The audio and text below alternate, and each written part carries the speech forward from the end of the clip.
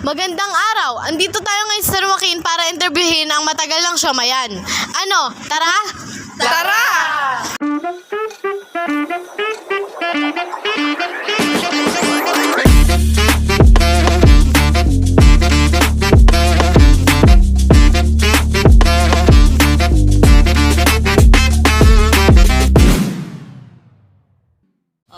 Kaya pumutok ang aking business kasi yung paggawa ng business namin malinis, saka galing sa puso at may pagmamahal sa aming negosyo.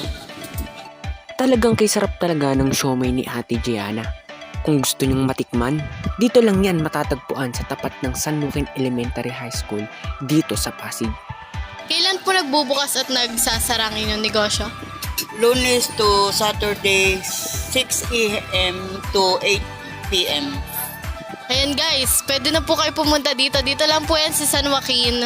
Kailan nyo po nasimulan magnegosyo? June 2015.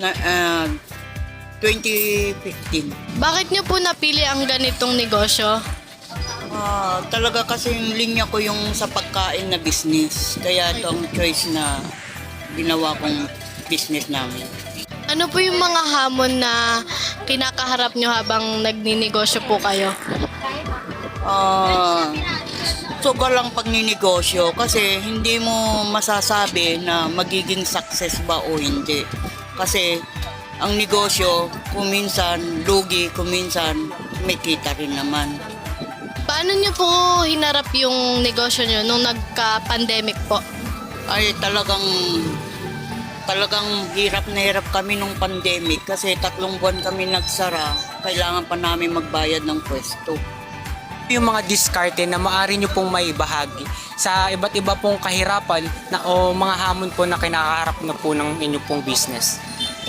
Ang maipabahagi ko lang sa pagninegosyo ay yung polite, honest, can be best characteristic. Ano po sa tingin nyo yung maaaring katangian po ng isang mahusay na ari po ng negosyo?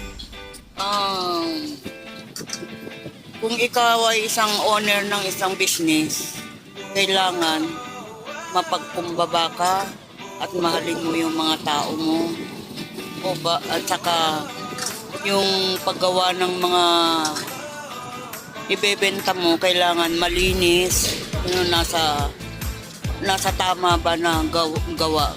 Hindi yung makapag-business ka lang okay na yon.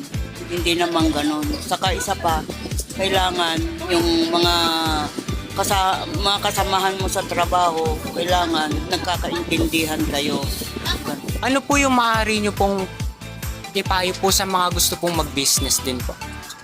Ang may papayo ko sa mga gustong magbukas ng business, lalo na sa pagkain, kailangan yung maging mabait ka sa mga employee mo, saka ayusin yung pagkagawa ng mga pagkain, kung sa business na pagkain ng ibibusiness mo.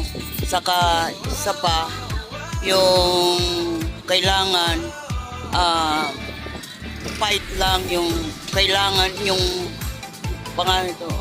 isugal natin talaga kung talagang kikita ba o hindi. Kailangan itapagan natin ang loob.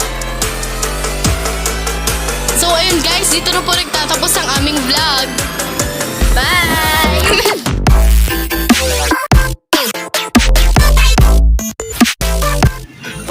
Bobo ka! Bakit nyo? Bakit napunta siya na? Ano ka? Ano sabi mo? Ano bago? Ano sabi mo, Johnny?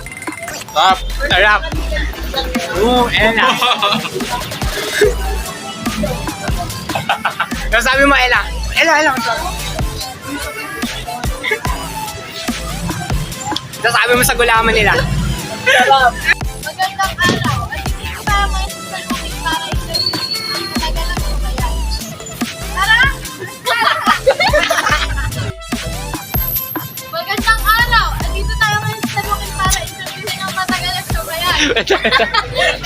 Ayoko na.